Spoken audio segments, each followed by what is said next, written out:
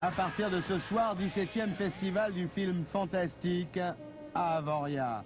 Président du jury, Terence Stamp.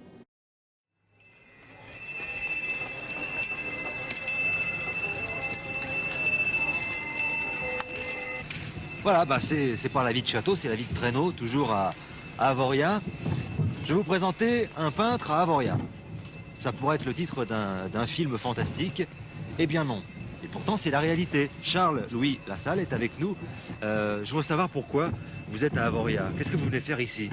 Je viens en tant que membre du jury pour essayer de porter un regard différent sur un cinéma déjà qui est différent. Alors vous ne me dites pas tout, puisque c'est vous qui avez illustré le dossier de presse du 17e festival. Je vous le montre, ce dossier.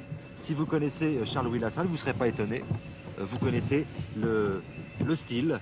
Alors, qu'est-ce qu'un peintre peut bien faire avec des spécialistes du cinéma fantastique? D'abord, un peintre peut beaucoup s'amuser à rentrer en contact avec des spécialistes d'un art différent. Car on ne pourra jamais reprocher à Cocteau, qui était un poète, d'avoir fait du cinéma, ni à certains peintres d'avoir fait des décors de théâtre.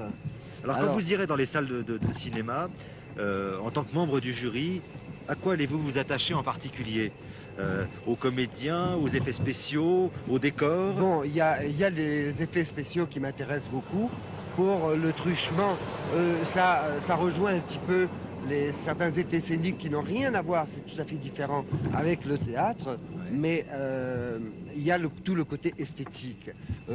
Évidemment, dans mon fort intérieur, le cinéma gore, le cinéma extravagant, un peu sanguinolent, n'est pas exactement ce que vous recherchez. Ce que je recherche. Mais je cherche surtout une histoire, je ne vais pas citer de titres de films précédents qui m'ont beaucoup intéressé. Vous préférez une intrigue?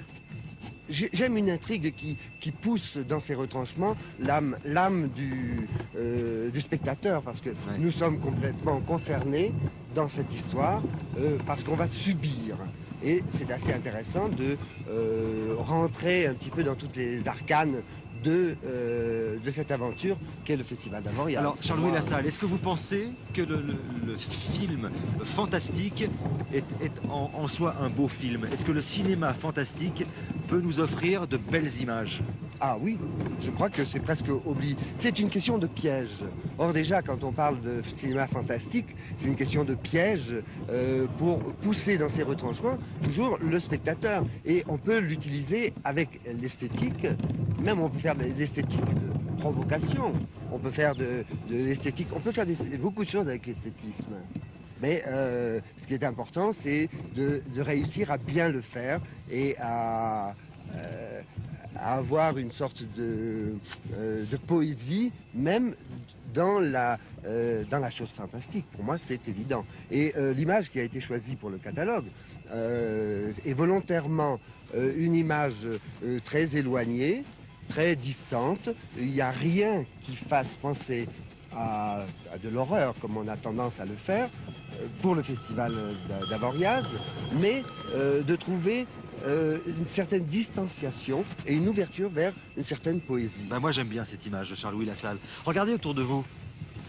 Ça c'est Avoria, ça. Ça c'est Avoria. En 1989. Oui. Je vous pose la question parce que vous êtes venu à Avoria il y a combien de temps? Il y a 20 ans. Il y a 20 ans, et il y avait juste 2 immeubles qui étaient construits. Et pour moi, c'est un émerveillement parce que l'intégration au paysage, et puis l'ambiance, qui au début était une grande ambiance de camaraderie entre toutes les personnes. On était des sortes de pionniers, mais là maintenant, ça devient très riche parce qu'il y a des tas de possibilités de rencontrer des gens travaillant dans d'autres disciplines.